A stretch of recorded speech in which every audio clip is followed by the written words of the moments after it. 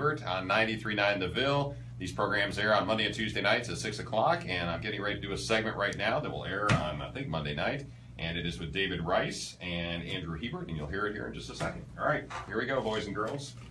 In 3, 2, 1. Welcome back to UofL Today with Mark Hebert on 93.9 The Ville.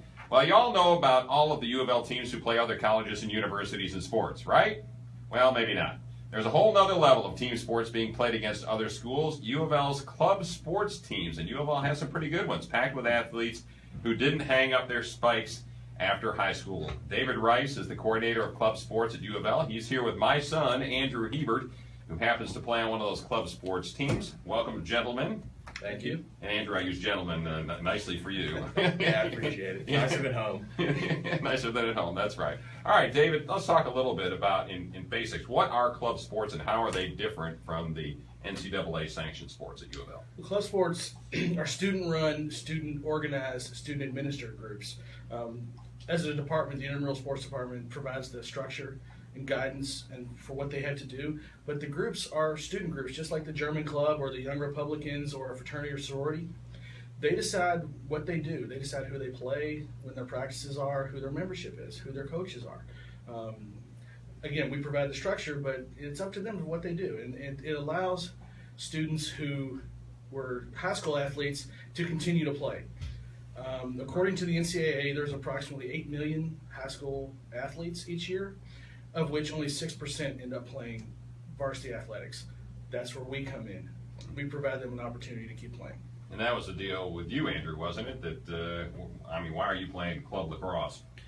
Yeah, I mean, it could have been, my only other options were probably a small D3 school. So to have a school like UofL where all the other athletics are Division I, but you can still come and play lacrosse at a competitive level, I mean, because it is competitive, without having to worry about the commitment of being a D1 or even a D3 athlete, but still getting out there on the field, having some fun, and playing with some pretty good players. It's great.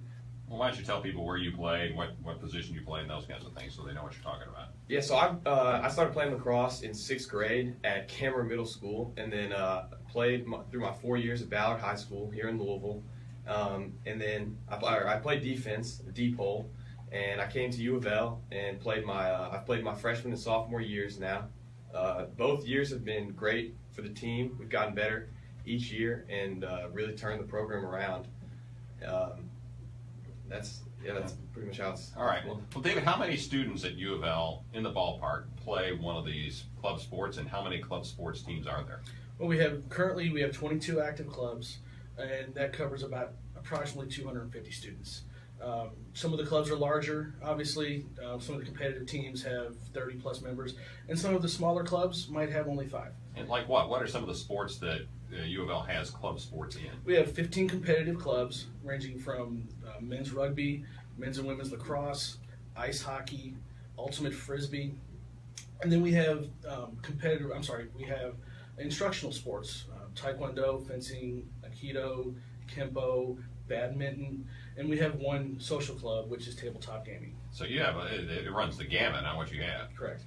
Does UofL have sports that are club sports that they also play on the NCAA level? In other words, do we have a club baseball team or a club football team? We do have a club baseball team. We don't have a club football team. Okay. But it's not NCAA level. It's collegiate club. Okay, well that's what I'm saying. But so there are, a lot of players that come to UofL obviously can't play for the baseball team. They're not good enough, but they do go form the club team and play. Who they play? They might play Kentucky. They might play Indiana, Cincinnati. A lot of what the clubs do is regional, but they do compete in some national events. Our club lacrosse team, they won their conference tournament a couple weeks ago, and they had the opportunity, if they wanted to advance to the regional tournament. The regional tournament was on Derby Day.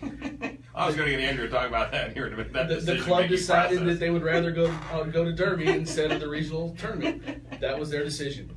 And Andrew, what was the decision there? I mean, you guys go down and beat one of the top teams in your division, which was who? The University of Tennessee Chattanooga, which had won the Southern region for 5 years in a row. And we went to Chattanooga and played them in their stadium and beat them pretty good, actually. And had the opportunity, like David said, to go to the regionals tournament in Annapolis, Maryland. but it fell on that Saturday and Sunday of Derby week, and most of our players are from the city of Louisville, so we got to hold true to our roots there, and we chose to celebrate. They're lacrosse players, but they're also college students. So you passed up the chance to go for a national championship in favor of partying on Derby weekend. That's the bottom line, right? Yeah, that's pretty much how it went.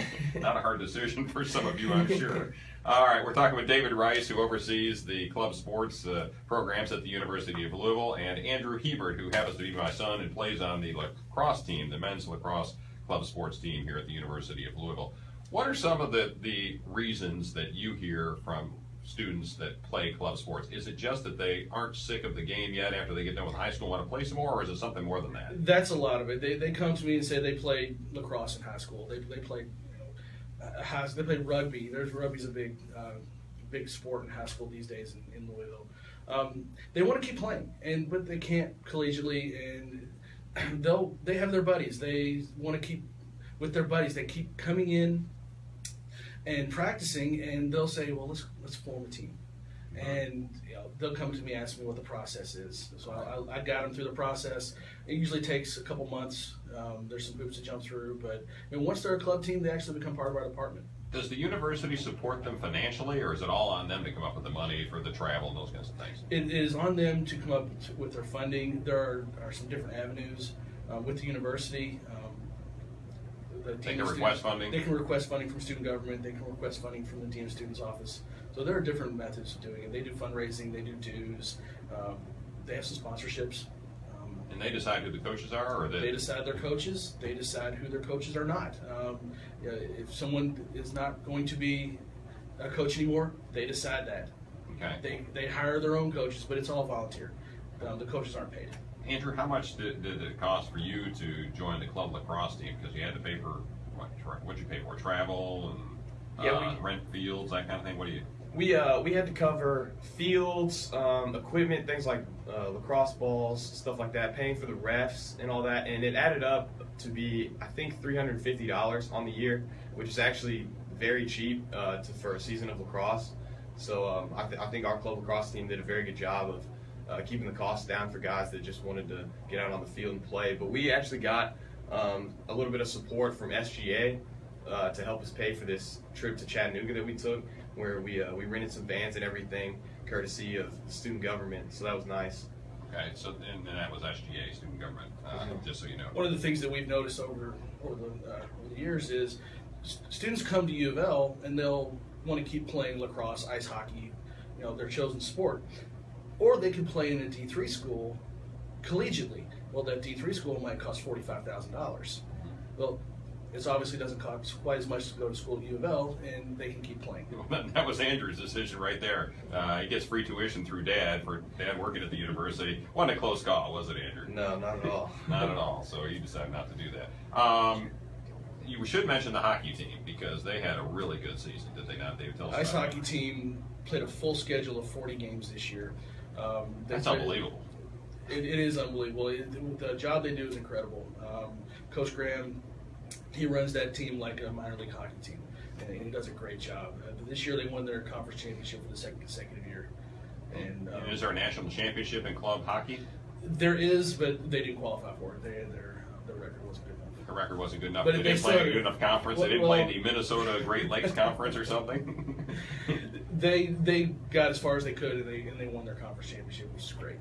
All right. Well, looking forward to next year, Andrew. What about next year with the club lacrosse team? Well, next year we're hoping to do exactly what we did this year, which is win the Southern region again.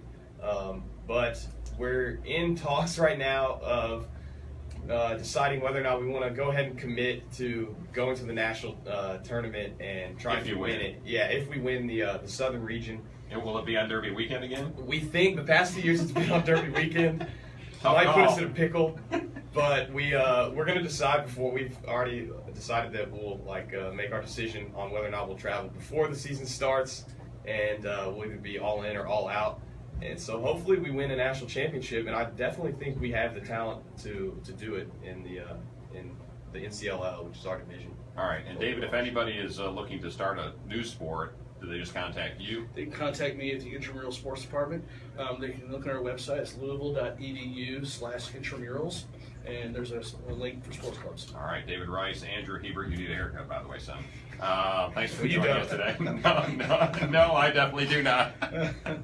All right, stick around for just a second. I've got to wrap up the show here. Did you know, we always do this segment at the end of a show, it's a little tidbit about the University of Louisville. So since we're talking sports, did you know that there are 5 U of L athletic teams sanctioned by the NCAA: women's basketball, men's and women's golf, women's track and field, and women's cross country that received perfect APR scores? That's academic progress rate scores.